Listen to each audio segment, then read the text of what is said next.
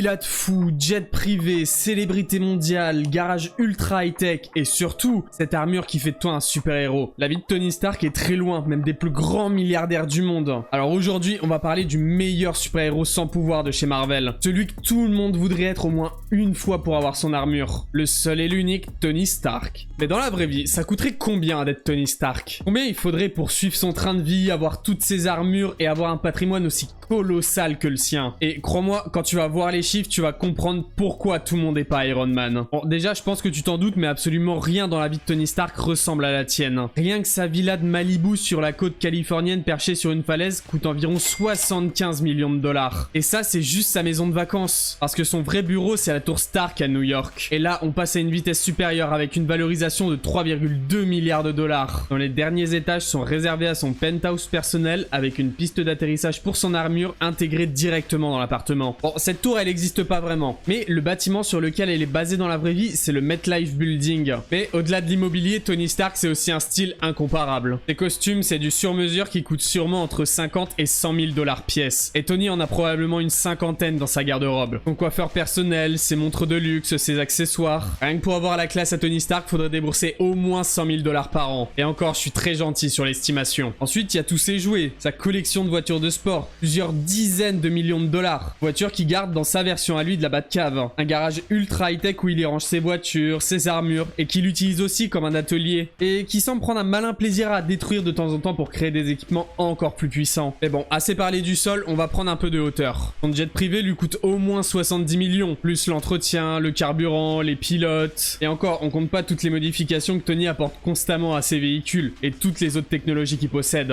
On arrive facilement à 100 millions par an juste pour les transports. Ah, j'oubliais un autre élément très important. Pepper Potts, son assistante devenue PDG. Elle touchait probablement dans les 200 000 dollars par an quand elle gérait ses caprices. Mais maintenant qu'elle dirige Stark Industries, je te laisse imaginer son salaire. Mais bon, ce qui fait vraiment de Tony Stark, c'est pas vraiment son style de vie, c'est sa technologie. Et là, on entre dans un autre monde. Le réacteur Arc, le truc qu'il a dans sa poitrine, c'est littéralement le cœur de tout son système. Ce petit bijou est capable de produire 12 gigajoules par seconde. Pour te donner une idée, c'est l'équivalent de lancer 62 fusées en même temps ou 48 réacteurs nucléaires. Dans notre monde, ce qui s'en rapprocherait le plus, c'est les réacteurs à fusion nucléaire comme ITER. Le problème, c'est qu'ils coûtent 20 milliards de dollars et c'est dans un bâtiment énorme et ça consomme plus d'énergie que ça en produit. Donc on est loin du petit truc compact que Tony se trimballe sur le torse. Mais pour gérer tout ça, il a besoin d'un assistant et cet assistant, c'est Jarvis. Jarvis, c'est son intelligence artificielle qui gère tout, qui anticipe tout et qui fait que Tony est un génie encore plus génial. Pour créer une IA aussi avancée aujourd'hui, il faudrait investir au minimum 100 milliards de dollars en recherche et développement. Dans notre monde, ce qui s'en rapprocherait le plus, c'est les dernières IA comme ChatGPT, Grok ou Claude. Mais ces IA, aussi impressionnantes qu'elles soient, et encore parfois, elles sont encore très loin du niveau de Jarvis. OpenAI, la société derrière ChatGPT, est valorisée à 86 milliards de dollars et leur IA est très loin d'avoir les capacités de Jarvis. Pour développer une IA comme Jarvis, il faudrait une équipe de milliers d'ingénieurs, des supercalculateurs ultra puissants et des années de développement. Le coût, il serait au minimum de 100 milliards de dollars. Et encore, on n'est même pas sûr que ce soit technologiquement possible avec ce qu'on a aujourd'hui. Et encore, là, on parle juste de l'IA. À tout ça, faut ajouter les serveurs, l'infrastructure et les systèmes de sécurité. Le coût d'installation de tout ça, c'est encore au moins 15 milliards de dollars. Du coup, là, on arrive à 115 milliards de dollars juste pour son assistant IA. Et puis, il y a aussi toute l'interface utilisateur. Dans les films, on voit Tony interagir constamment avec des écrans holographiques, des projections 3D et des interfaces gestuelles. Une interface complète comme celle de Tony coûterait au moins 50 millions de dollars. Puis il y a la reconnaissance vocale, la reconnaissance gestuelle, l'analyse comportementale. Le coût de développement de tout ça, c'est 500 millions supplémentaires. Maintenant, on va parler du plat principal, l'armure. Parce que sans elle, Tony Stark, c'est quoi? Un génie, playboy, philanthrope, milliardaire.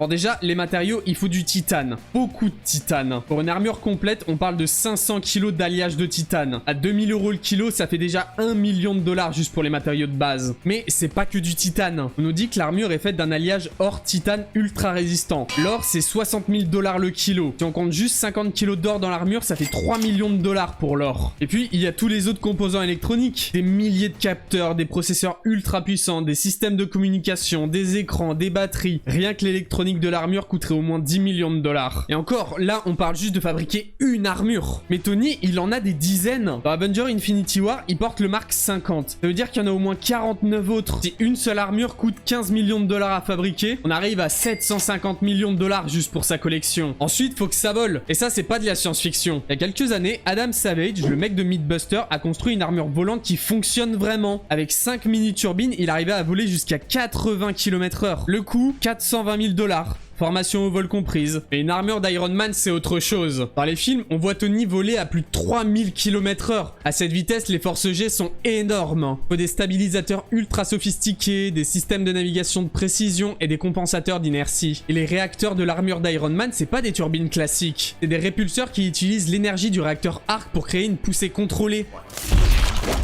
Dans notre monde, ce qui s'en rapprocherait le plus, c'est les propulseurs ioniques qu'on utilise dans l'espace. Mais les adapter à l'atmosphère terrestre, c'est un défi technique énorme. Le coût de développement d'un système de propulsion comme celui d'Iron Man, c'est d'au moins 2 milliards de dollars. Et encore, on n'est même pas sûr que ce soit techniquement possible. Mais une armure d'Iron Man, c'est pas juste pour voler gentiment. C'est un véritable tank à forme humaine. Il faut un exosquelette intégré pour multiplier sa force, des servomoteurs haute performance et des systèmes hydrauliques. Les exosquelettes comme ça existent déjà. Sarcos Robotics développe des exosquelettes militaires pour permettre de soulever jusqu'à 90 kg sans effort. Mais ils coûtent 500 000 dollars pièce et sont loin d'être aussi sophistiqués que l'armure d'Iron Man. Pour un exosquelette comme celui d'Iron Man, faudrait au moins 20 millions de dollars. Ensuite, il y a la protection. L'armure doit encaisser les balles, les explosions et des chocs à haute vitesse. Pour ça, faut des plaques de blindage ultra résistantes, des systèmes d'absorption des chocs et des boucliers énergétiques. Et maintenant, les armes. Les répulseurs, les missiles miniatures, les boucliers. Là, on entre dans du développement militaire ultra secret. On va compter uniquement 650 millions de dollars pour un arsenal complet. Mais attends une seconde, c'est pas fini. Il y a tous les coûts cachés qu'on oublie souvent. Le laboratoire privé où Tony développe ses armures. On parle pas d'un petit garage, mais d'un complexe de recherche ultra moderne. Un laboratoire comme celui de Tony Stark qui coûterait au moins 2 milliards de dollars. Ensuite, l'équipe scientifique pour l'aider. Dans les films, on voit qu'il travaille tout seul, mais dans la réalité, faudrait des centaines d'ingénieurs. Une équipe de son niveau coûterait au moins 100 millions de dollars par an. Ensuite, avec tous les prototypes qu'il fait exploser pendant ses tests, encore 5 milliards de dollars. Également, avec des technologies aussi révolutionnaires, faudrait déposer des milliers de brevets dans le monde entier. Au moins 500 millions de dollars. Et maintenant, parce qu'une armure d'Iron Man, ça s'entretient, la maintenance. Comptez 100 millions par an juste pour la maintenance, 500 millions pour les mises à jour technologiques et 200 millions pour remplacer les pièces cassées. On n'a même pas parlé des autorisations légales. Pour voler dans l'espace aérien avec une armure volante, faut des autorisations spéciales dans tous les pays. Et pour porter des armes intégrées, faut des licences militaires. Mais cette partie, c'est pas vraiment sa priorité. Et du coup, ça coûte combien d'être Tony Stark? Pour commencer, il te faut au moins 240 milliards de dollars. Oui, t'as bien entendu, 240 milliards de dollars. Honnêtement, c'est pas autant que ce que j'aurais pensé. Mais pour te donner une idée quand même, avec 240 milliards de dollars, tu pourras acheter 486 châteaux de Versailles ou financer le programme spatial de la NASA pendant 10 ans. Donc oui, techniquement, des milliardaires comme Elon Musk ou Jeff Bezos pourraient avoir la vie de Tony Stark. Et encore, 240 milliards, c'est juste pour commencer. Parce que chaque année, il faut des milliards supplémentaires pour faire tourner tout ça. Parce que techniquement, ouais, la plupart des technologies de Tony Stark existent.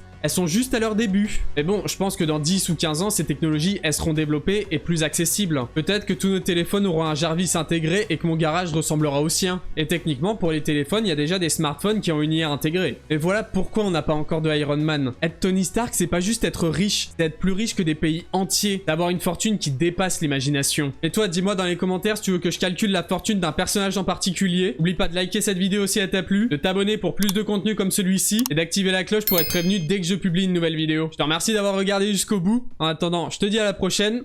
Salut!